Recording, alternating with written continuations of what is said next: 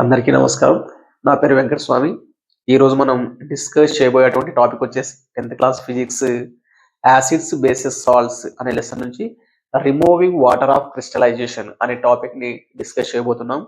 ఈ క్వశ్చన్ కూడా చాలా సార్లు బోర్డ్ ఎగ్జామ్లో రిపీట్ అయినటువంటి క్వశ్చనే. అందుకని దీన్ని కాస్త డీప్గా డిస్కస్ చేద్దాం. ఓకేనా? రైట్. ఇక టాపిక్లోకి వచ్చేస్తే రిమూవింగ్ వాటర్ ఆఫ్ క్రిస్టలైజేషన్. అసలు రిమూవింగ్ వాటర్ ఆఫ్ క్రిస్టలైజేషన్ అంటే ఏంటి అంటే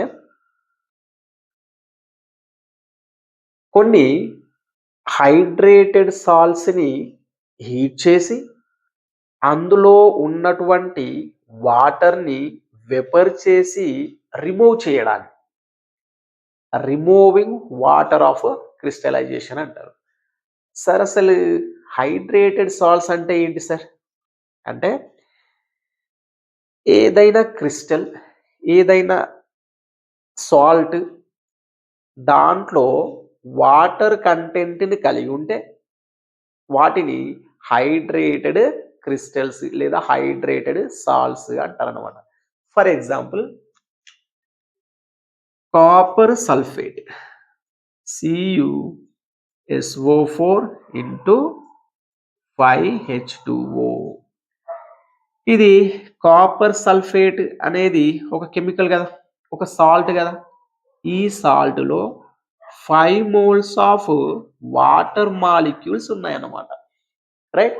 ఇట్లా సాల్ట్స్లో కనుక వాటర్ మాలిక్యూల్స్ ఉంటే వాటిని హైడ్రేటెడ్ సాల్ట్స్ అంటారు. ఇంకో ఎగ్జాంపుల్ చూద్దాం. Na2CO3 into 10H2O. ఇదేంటో తెలుసా? మనం డైలీ లైఫ్లో యూజ్ చేసే అటువంటి సర్ఫ్ యొక్క ఫార్ములా ఇది.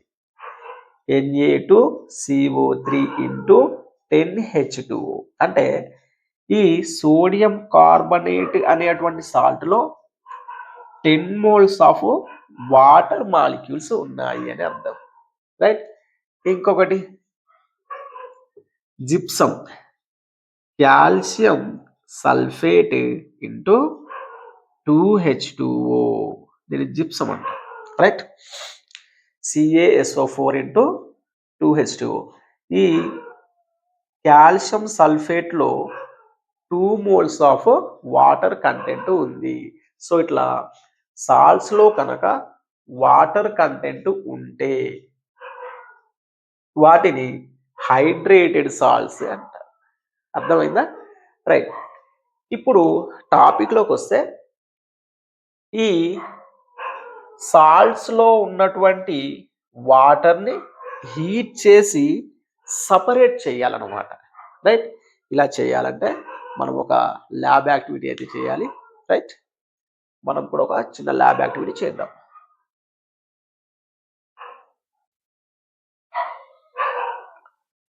ఫస్ట్ ఈ ల్యాబ్ యాక్టివిటీ చేయడానికి మనకు కావలసినటువంటి మెటీరియల్స్ వచ్చేసి Bunsen burner, boiling tube, test tube holder, copper sulphate crystals అన్నమాట. Copper sulphate crystals. Right. First ఈ మెటీరియల్స్ని రిక్వైర్ చేసుకున్న తర్వాత ప్రొసీజర్లోకి వచ్చేద్దాం. ఫస్ట్ ఏం చేయాలంటే ఒక బాయిలింగ్ ట్యూబ్ తీసుకుందాం. బాయిలింగ్ ట్యూబ్లో బ్లూ కలర్లో ఉన్నటువంటి కాపర్ సల్ఫేట్ క్రిస్టల్స్ని తీసుకుందాం. ఈ బాయిలింగ్ ట్యూబ్ని ఒక టెస్ట్ ట్యూబ్ హోల్డర్తో పట్టుకొని ఫ్లేమ్ ఇస్తున్నటువంటి ఒక బన్సన్ బర్నర్ దగ్గరికి తీసుకొచ్చి ఈ బాయిలింగ్ ట్యూబ్ని హీట్ చేయాలి. రైట్. హీట్ చేసినప్పుడు ఎప్పుడైతే ఈ కాపర్ సల్ఫేట్ క్రిస్టల్స్ హీట్ అయి మెల్ట్ అవుతాయో అందులోంచి వాటర్ అనేది ఎవాపరేట్ అయిపోయి ఆ ఎవాపరేట్ అయిపోయినటువంటి వాటర్ అనేది ఈ బాయిలింగ్ ట్యూబ్ ఇన్సైడ్ వాల్స్ మీద డిపాజిట్ అవుతుంది అన్నమాట. రైట్. సో ఈ వాటర్ మాలిక్యూల్స్ ఎక్కడి నుంచి వచ్చాయి? ఈ కాపర్ క్రిస్టల్స్ లో ఉన్నటువంటి వాటర్ మాలిక్యూల్సే ఎవాపరేట్ అయిపోయి ఈ బాయిలింగ్ ట్యూబ్ యొక్క ఇన్సైడ్ వాల్స్ మీద డిపాజిట్ అయ్యాయి. రైట్, ఇది ప్రొసీజర్. మరి అబ్జర్వేషన్ ఏంటి? అబ్జర్వేషన్ లో ఏం జరిగిందో చూద్దాం.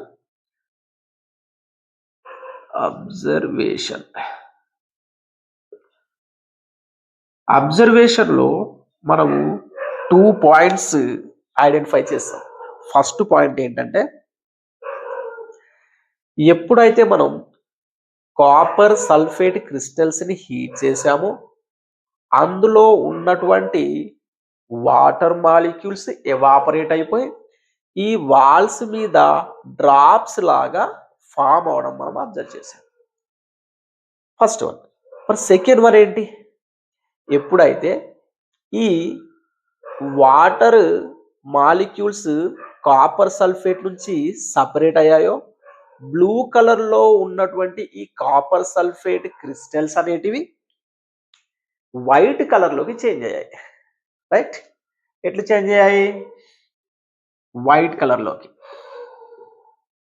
రైట్, ఇంకా ఇంకో చేంజ్ ఏంటంటే, దీన్ని హీట్ చేయకంటే ముందు ఇవి క్రిస్టల్స్ గా ఉన్నాయి, కానీ హీట్ చేసిన తర్వాత ఆ క్రిస్టల్స్ ఎప్పుడైతే వాటర్ మాలిక్యూల్స్ ని కోల్పోయాయో అవి పౌడర్ లాగా తయారైపోయాయి అనమాట. క్రిస్టల్స్ అనేటివి పౌడర్ లోకి చేంజ్ అయిపోయాయి. రైట్, ఈ 3 పాయింట్స్ ని మనం అబ్జర్వేషన్ లో అబ్జర్వ్ చేస్తాం. అర్థమైందా? రైట్, మరి నిజంగా ఈ వాటర్ అనేది ఎవాపరేట్ అయిపోవడం వల్లనే ఈ క్రిస్టల్స్ అనేటివి వైట్ కలర్ లో చేంజ్ అయ్యాయా?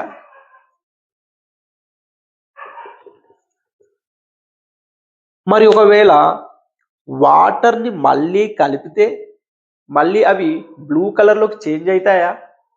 రైట్, చూద్దాం ఒకసారి మరి అవుతాయా లేదా. ఇప్పుడు ఒక 2-3 డ్రాప్స్ ఆఫ్ వాటర్ ని మళ్ళీ ఈ కాపర్ క్రిస్టల్ కి కలిపేసేయండి. అప్పుడు ఏం అబ్జర్వ్ చేస్తాం? ఇప్పుడు వైట్ కలర్ లో ఉన్నటువంటి కాపర్ సల్ఫేట్ పౌడర్ ఎప్పుడైతే వాటర్ ని అబ్జర్వ్ చేసుకుంటాయో మళ్ళీ అవి బ్లూ కలర్ లోకి చేంజ్ అయిపోతాయి కదా. రివర్సబుల్ రియాక్షన్ అన్నమాట ఇది. సో హీట్ చేస్తే వాటర్ ని రిలీజ్ చేసేసి రిమూవ్ చేసేసి వైట్ కలర్ లోకి చేంజ్ అవుతుంది. మళ్ళీ వాటర్ డ్రాప్ ని కలిపేస్తే మళ్ళీ ఎప్పటిలాగే బ్లూ కలర్ లోకి చేంజ్ అవుతుంది. అంటే ఇది ఒక రివర్సిబుల్ రియాక్షన్ కి మంచి ఎగ్జాంపుల్ అన్నమాట. రైట్, సో ఈ పాయింట్స్ ని మనం అబ్జర్వేషన్ లో చూసాం. ఓకేనా? రైట్, ఈ ల్యాబ్ యాక్టివిటీ చేస్తున్నప్పుడు మనకు కొన్ని క్వశ్చన్స్ ఎరైజ్ అవుతాయి. అవేంటో చూద్దాం. ఫస్ట్ వచ్చేసి, why are copper sulphate crystals blue in colour? Copper sulphate crystals blue colour లోనే ఎందుకు ఉన్నాయి? వేరే red colour, orange colour, green colour, yellow colour ఏదో ఒక కలర్ లో ఉండొచ్చు కదా. బ్లూ కలర్ ఎందుకు వచ్చింది అంటే రీజన్ ఏంటంటే, ఫర్ ఎగ్జాంపుల్ ఒక బీకర్ లో కాపర్ సల్ఫేట్ క్రిస్టల్స్ తీసుకున్నాము, వైట్ కలర్ లో ఉన్నాయి అన్నమాట ఇవి. రైట్, వైట్ కలర్ లో ఉన్నాయి. ఎప్పుడైతే వీటికి మనం వాటర్ ని కలిపామో ఈ వాటర్ ని కాపర్ సల్ఫేట్ క్రిస్టల్స్ అబ్జర్వ్ చేసుకొని ఆ కాపర్ సల్ఫేట్ క్రిస్టల్స్ లో ఉన్నటువంటి ఎలక్ట్రాన్స్ ఎగ్జైటెడ్ స్టేట్ లోకి పోతాయి. గ్రౌండ్ స్టేట్ నుంచి ఎగ్జైటెడ్ స్టేట్ కి, అంటే లోయర్ ఎనర్జీ లెవెల్ నుంచి హయ్యర్ ఎనర్జీ లెవెల్ కి వెళ్ళిపోతాయి అన్నమాట. అప్పుడు కాపర్ సల్ఫేట్ క్రిస్టల్స్ ఏం చేస్తాయి? సన్లైట్లో ఉన్నటువంటి సన్లైట్లో ఏమి ఉన్నాయి? మొత్తం 7 కలర్స్ ఉన్నాయి కదా, ఏంటివి అవి? VIBGYOR colours, VIBGYOR colours, right. ఈ విబ్జిఆర్ కలర్స్ లో ఉన్నటువంటి రెడ్ కలర్ ని ఇవి అబ్జర్వ్ చేసుకుంటాయి. ఎంత అబ్జర్వ్ చేసుకుంటాయి అంటే 600 నానోమీటర్స్ నుంచి 700 నానోమీటర్స్ వరకున్న రెడ్ కలర్ ని కాపర్ సల్ఫేట్ క్రిస్టల్స్ అబ్జర్వ్ చేసుకుంటాయి. మిగతా blue colour, green colour, yellow colour ని కలిపి బయటికి రిఫ్లెక్ట్ చేయడం వల్ల, ఆ 3 కలర్స్ ని కలిపి బయటికి రిఫ్లెక్ట్ చేయడం వల్ల మనకు కాపర్ సల్ఫేట్ క్రిస్టల్స్ అనేటివి లైట్ బ్లూ కలర్లో కనిపిస్తాయి. అర్థమైందా? ఇది రీజన్. ఎప్పుడైతే వాటర్ అనేది కాపర్ క్రిస్టల్స్తో కలుస్తుందో అప్పుడు వైట్ కలర్లో ఉన్నటువంటి కాపర్ సల్ఫేట్ క్రిస్టల్స్ బ్లూ కలర్లో టర్న్ అవ్వడానికి రీజన్ ఎవరు అంటే వాటర్ అన్నమాట, రైట్. నెక్స్ట్ క్వశ్చన్ ఏంటి? Why is water of crystallisation not wet? మరి కాపర్ సల్ఫేట్లో వాటర్ కంటెంట్ ఉంటుంది అని చెప్తున్నారు. అలాంటప్పుడు కాపర్ సల్ఫేట్ క్రిస్టల్స్ అనేటివి వెట్గా ఉండాలి కదా, డ్రైగా ఎందుకు ఉన్నాయి అంటే రీజన్ ఏంటంటే నిజానికి వాటర్లో కాపర్ సల్ఫేట్ లేదు. కాపర్ సల్ఫేట్ క్రిస్టల్స్ మధ్యలో వాటర్ మాలిక్యూల్స్ ఉన్నాయి, బంధించబడి ఉన్నాయి. అది ఎట్లా ఉంటుందో మీకు ఒక చిన్న స్ట్రక్చర్ అయితే రాసి చూపిస్తా చూడండి.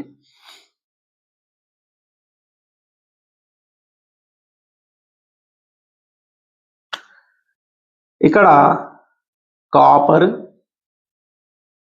ఇది వాటర్ మాలిక్యూల్స్ తోటి కోఆర్డినేషన్ బాండ్లో ఉంటుందన్నమాట. ఇట్లా ఈ విధంగా ఇటు ఒక వాటర్ మాలిక్యూల్, ఇటు ఒక వాటర్ మాలిక్యూల్, ఇటు కూడా ఒక వాటర్ మాలిక్యూల్, ఇట్లా హైడ్రోజన్స్. ఈ ఆక్సిజన్ ఈ కాపర్ తోటి, రైట్. ఈ హైడ్రోజన్స్ ఇంకొక ఆక్సిజన్ తోటి లాగా, ఈ ఆక్సిజన్స్ ఇంకా హైడ్రోజన్ మాలిక్యూల్స్ తోటి ఆక్సిజన్ హైడ్రోజన్ బాండ్స్, ఈ హైడ్రోజన్స్ మళ్ళీ ఆక్సిజన్స్ తోటి, ఈ ఆక్సిజన్స్ సల్ఫర్ తోటి, ఇట్లా, రైట్. ఇక్కడ చూడండి, ఇది కాపర్ +2 అయాన్ కదా, కాపర్ +2 అయాన్. ఇది సల్ఫేట్ అయాన్, రైట్. ఈ కాపర్ +2 కాటయానికి సల్ఫేట్ -2 ఆనయానికి మధ్యలో వాటర్ బంధించబడి ఉంది. అంటే ఈ కాటయానికి ఆనయానికి మధ్యలో వాటర్ మాలిక్యూల్స్ బాండ్ ఫామ్ చేసి ఉన్నాయి, రైట్. ఇట్లా కాపర్ సల్ఫేట్ అయాన్స్ తోటి బాండ్ ఫామ్ చేసి ఉండడం వల్ల ఈ copper sulphate, hydrated copper sulphate అనేది వెట్గా ఉండదు, డ్రైగానే ఉంటుంది, రైట్. ఒకవేళ కాపర్ సల్ఫేట్ అయాన్స్ తోటి వాటర్ గనక బాండ్ ఫామ్ చేసి ఉండకపోతే అప్పుడు అది వెట్గా ఉండేది. కానీ ఇదేమైంది, కాపర్ సల్ఫేట్ అయాన్స్ మధ్యలో కోఆర్డినేషన్ బాండ్ ద్వారా బాండ్ ఫామ్ చేసి ఉంది కదా, బంధించబడి ఉంది కదా, అందుకనే కాపర్ సల్ఫేట్ క్రిస్టల్స్ అనేటివి వెట్గా ఉండవు, డ్రైగానే ఉంటాయి, రైట్. ఇక ఇంకొక క్వశ్చన్ ఏంటి? Why we should write copper sulphate formula as CuSO4 into 5H2O. Why not copper sulfate plus H2O? Right, question అర్థమైందా? ఇక్కడ రీజన్ కూడా ఇదే చూడండి. కాపర్ సల్ఫేట్ ఫార్ములాని మనం ఎలా రాస్తాం? CuSO4 డాట్ రాస్తాం, ఇట్లా డాట్ రాస్తాం ఇంటూ లాగా. CuSO4 into 5H2O dot H2O రాస్తాం. CuSO4 ప్లస్ H2O రాయము. ఎందుకు అంటే కాపర్ సల్ఫేట్లో వాటర్ మాలిక్యూల్స్ అనేటివి బాండ్ ఫామ్ చేసి ఉంటే వాటిని డాట్స్తో చూపిస్తారన్నమాట. అర్థమైందా? లేదు, కాపర్ సల్ఫేట్ క్రిస్టల్స్తో వాటర్ బాండ్ ఫామ్ చేసి లేదు, రైట్, మామూలుగా కలిసి ఉంది అంతే, కానీ వాటి మధ్యలో ఎటువంటి బాండ్స్, కోవలెంట్స్ బాండ్స్ కానీ, కోవలెంట్ బాండ్స్ కానీ, లేకపోతే అయానిక్ బాండ్స్ కానీ, కోఆర్డినేషన్ బాండ్స్ కానీ ఎటువంటి బాండ్స్ లేవు. మామూలుగా వాటర్లో కాపర్ సల్ఫేట్ క్రిస్టల్స్ ఉన్నాయి, కానీ వాటి మధ్యలో ఎటువంటి బాండ్ ఫార్మేషన్ లేదు. అలాంటప్పుడు అది ఇది కలిసి ఉన్నాయని చెప్పడానికి మాత్రం CuSO4 ప్లస్ 5H2O రాస్తారు. ఇక్కడేంటి మరి, ఈ 5 moles of water molecules copper sulphate ions మధ్యలో బాండ్ ఫామ్ చేసి ఉన్నాయి కదా. అట్లా బాండ్ ఫామ్ చేసి ఉంటే అప్పుడు మనం ఎలా రాయాలి? ఇట్లా కాపర్ సల్ఫేట్ డాట్ అంటే ఇంటూ 5H2O అని చెప్పి రాయాలన్నమాట. అందుకని CuSO4 డాట్ 5H2O అని చెప్పి రాస్తారు.